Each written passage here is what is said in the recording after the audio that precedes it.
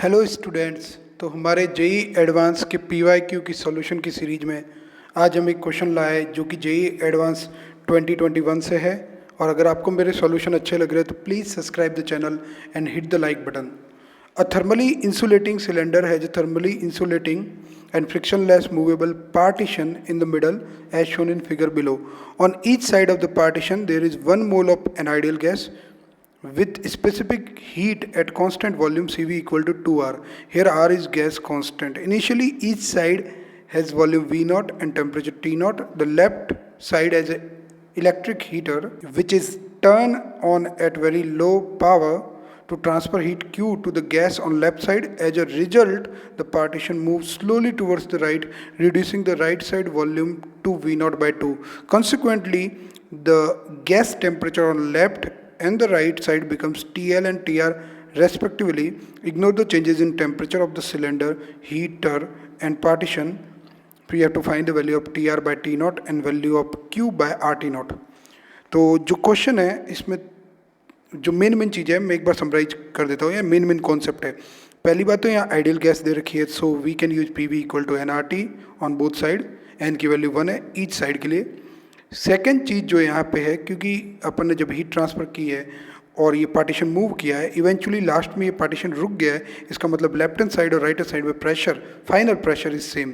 Third point is that the right partition is performing a particular process called adiabatic process, क्योंकि right partition को कोई heat नहीं मिल रही, left वाले को हीटर से हीट मिल रही है। अगर आप मुझे बोलेंगे लेफ्ट पार्टीशन कौन सा प्रोसेस कर रहा है तो वो कोई स्पेसिफिक प्रोसेस नहीं है। तो ये 3 पॉइंट है जिसको मैं यहाँ पे आपको लिख देता हूँ और ये 3 पॉइंट आप ध्यान में रखिए। अब इस क्वेश्चन को अपन को करने का स्ट्रेटेजी क्या है, तो पहले तो अपन को फाइनल टेम्परेचर निकालना है राइट साइड का, जो अपन एडियाबैटिक की स्टेट इक्वेशन से निकाल देंगे। फिर अपन को Q बाय RT नॉट यानी लेफ्ट साइड पे आना है और अपन को फ्लोट लगाना पड़ेगा, यानी फर्स्ट लॉ ऑफ थर्मोडायनेमिक्स, क्योंकि उसमें Q आएगा तो वो हम लगाएंगे।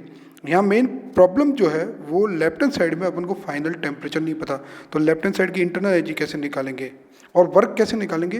तो वर्क भी लेफ्ट साइड का नहीं निकाल सकते लेकिन राइट साइड का निकाल सकते हैं। जितना राइट साइड पे वर्क हुआ है यानी नेगेटिव वर्क हुआ है राइट साइड पे, क्योंकि राइट साइड ने अपोज किया होगा, वो कंप्रेस हुई है, उतना ही पॉजिटिव वर्क लेफ्ट साइड ने किया है।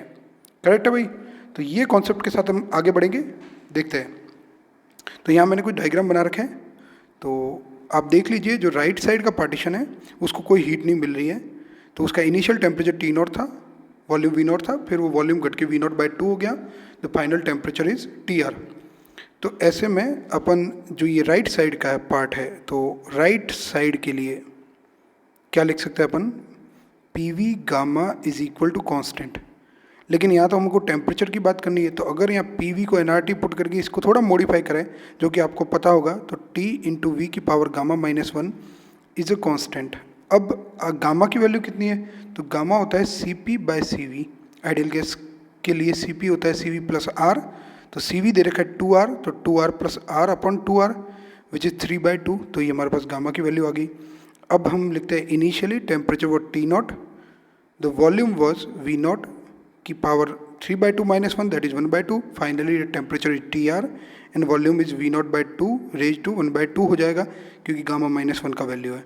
अगर हम इसको सॉल्व करें तो V0 कैंसिल आउट हो जाएंगे, ऐसे भी TR is equal to √2 T0 आ जाएगा। और अगर आप TR बाई T0 की वैल्यू में इंटरेस्टेड है तो डेट इज √2। ये हमारे पास पहली चीज़ आ चुकी है। अगर हम फाइनल प्रेशर निकालें राइट साइड का, जो कि हमको जरूरत पड़ेगी, जैसा कि मैंने बताया फाइनल प्रेशर निकाल पाएंगे जब राइट साइड का, वही लेफ्ट साइड का भी प्रेशर रहेगा। तो फाइनल प्रेशर निकालने तो आप PV इक्वल टू nRT भी यूज कर सकते हैं। देखते कैसे, PV is equal to nRT।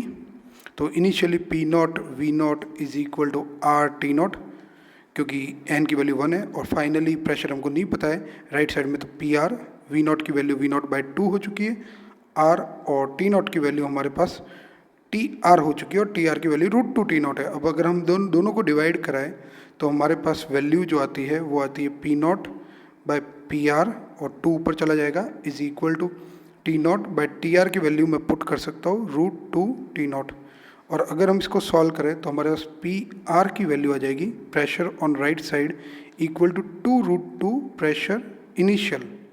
अब ये जो वैल्यू है ये हम जो है राइट साइड का भी प्रेशर है और ये लेफ्ट साइड का भी प्रेशर है, ये बात समझनी है हमको। अब हम आते हैं अगले पड़ाव पे, यानी क्योंकि अपने पास T R by T not की वैल्यू तो आ गई √2।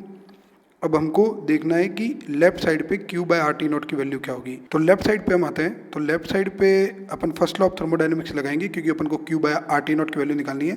तो हीट ट्रांसफर तो Q है, वर्क डन कितना किया लेफ्ट साइड ने, लेफ्ट साइड ने जितना वर्क डन किया है वो माइनस होगा जितना वर्क डन हुआ है राइट साइड पे।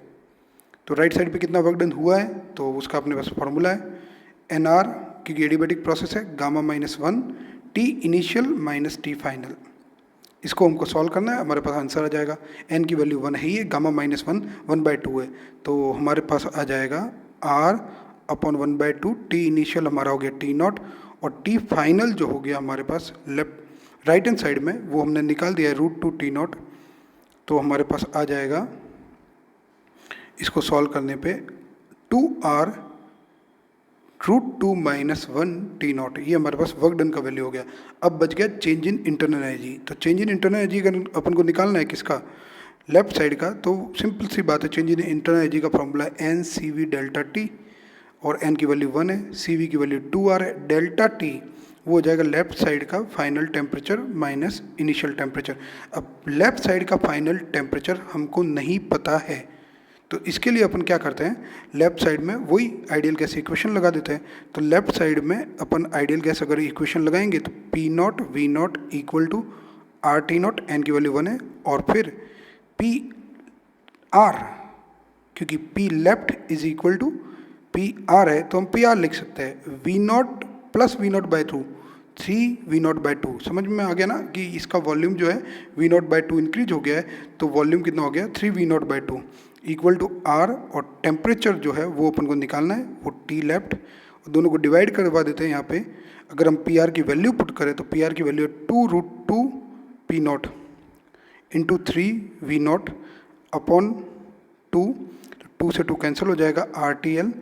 अब P0 V0 की जगह अगर RT0 पुट कर ले तो 3√2 RT0 इक्वल टू RTL।